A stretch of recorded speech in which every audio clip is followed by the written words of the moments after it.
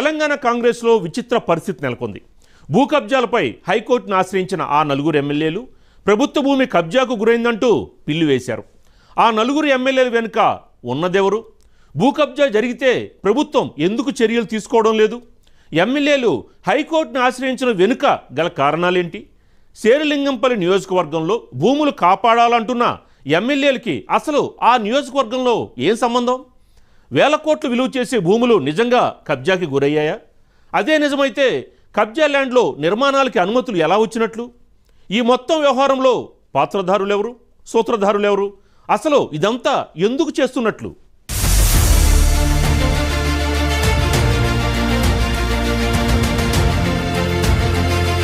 కబ్జాకు గురైన ప్రభుత్వ భూమిని కాపాడాలంటూ ప్రభుత్వం, అధికారులకు వ్యతిరేకంగా నలుగురు అధికార కాంగ్రెస్ ఎమ్మెల్యేలు హైకోర్టును ఆశ్రయించారు. కాజాగూడ చెరువు ఫుల్ ట్యాంక్ లెవెల్ పరిధిలోని ప్రభుత్వ భూమిలో అక్రమంగా భారీ టవర్ నిర్మిస్తున్నారని పేర్కొంటూ ఎమ్మెల్యేలు జనంపల్లి అనిరుద్ రెడ్డి, ఎన్ఎం శ్రీనివాసరెడ్డి, మురళీనాయక్ ముఖ్య, కూచుకుల్ల రాజేష్ రెడ్డి పిల్ దాఖలు చేశారు.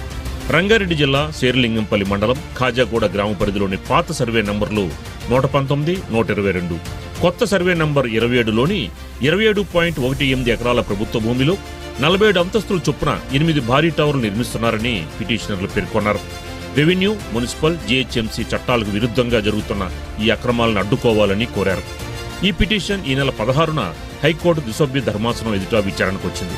ప్రభుత్వ అధికారులు ప్రతివాదులతో కొమ్మక్కై భూ కబ్జా చేశారని పిటిషనర్ల తరపు న్యాయవాది తీవ్ర ఆరోపణ చేశారు. వాదనలు విన్న ధర్మాసనం పిటిషనర్లు హైడ్రాకి ఇచ్చిన ఫిర్యాదులో కబ్జాకు గురైన భూమి ఎక్కడుందో తెలిపే సర్వే నంబర్లు లేకపోవడాన్ని ప్రశ్నిస్తూ అనవసర అంశాలలో కోర్టు సమయం వృధా చేస్తున్నారంటూ ఒకంత అసహనం వ్యక్తం చేసింది. తదుపరి విచారణని 2 వారాల పాటు వాయిదా వేసింది.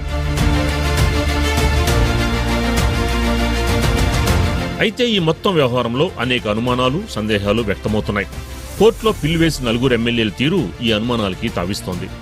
శేరిలింగంపల్లిలోని కాజాగూడ చెరువు, దాని పరిధిలో 27 ఎకరాల 18 గుంటల భూమి, దాని విలువ 10,000 కోట్లు. 2023 జనవరిలో రంగారెడ్డి జిల్లా కలెక్టర్ నో అబ్జెక్షన్ సర్టిఫికెట్ ఇచ్చారు. కానీ ఈ ల్యాండ్ FTL పరిధిలో ఉందంటున్నారు. అవేమీ పట్టించుకోకుండా కలెక్టర్ అనుమతి ఉండడంతో 2024 అక్టోబర్లో జీహెచ్ఎంసీ కూడా నిర్మాణాలకి పర్మిషన్ ఇచ్చింది. స్వయాన ముఖ్యమంత్రి వద్దే మున్సిపల్ శాఖ ఉంది. కానీ సొంత పార్టీ ఎమ్మెల్యేలే కోర్టుకు వెళ్లారు. ప్రజా ప్రయోజన వ్యాజ్యం వేశారు. అక్రమ నిర్మాణం అడ్డుకోవాలంటూ కోర్టుని ఆశ్రయించారు. దీంతో చీఫ్ సెక్రటరీకి నోటీసులు జారీ చేసింది హైకోర్టు. సదరు ఎమ్మెల్యేలు ముందుగా హైడ్రాని ఆశ్రయిస్తే పట్టించుకోలేదట. దాంతో హైడ్రా కమిషనర్ రంగనాథ్ మీద ముఖ్యమంత్రికి ఫిర్యాదు చేశారట. 6 నెలల క్రితం చేసిన ఈ ఫిర్యాదుపై ముఖ్యమంత్రి స్పందించలేదట. అయితే ఈ మొత్తం వ్యవహారం వెనుక తెలంగాణ ప్రభుత్వాన్ని ఇరుకుని పెట్టేందుకు, సీఎం రేవంత్ రెడ్డిని ఇబ్బందులు గురిచేసేందుకు ఓ మంత్రి కీలకంగా వ్యవహరిస్తున్నాడన్న టాక్ వినిపిస్తోంది.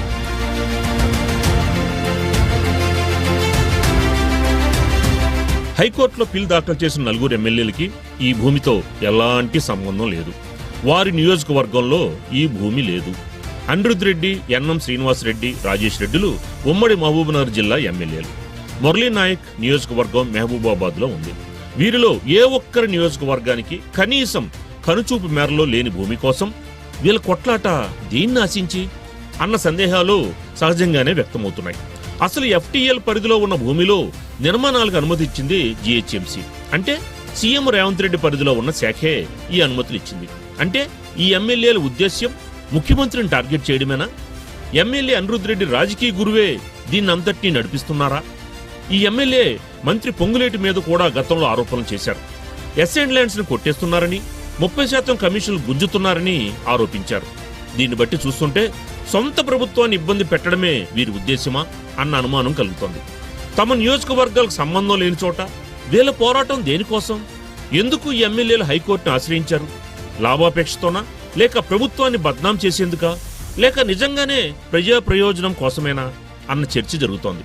కేవలం ముఖ్యమంత్రిని ఇరుకున పెట్టేందుకే ఇలా చేస్తున్నారని, అనిరుద్ రెడ్డి రాజకీయ గురువైన ఆ మంత్రి వెనుకుండి ఈ వ్యవహారం నడిపిస్తున్నారని జరుగుతున్న ప్రచారం తెలంగాణ రాజకీయ వర్గాల్లో చర్చనీయాంశంగా మారింది.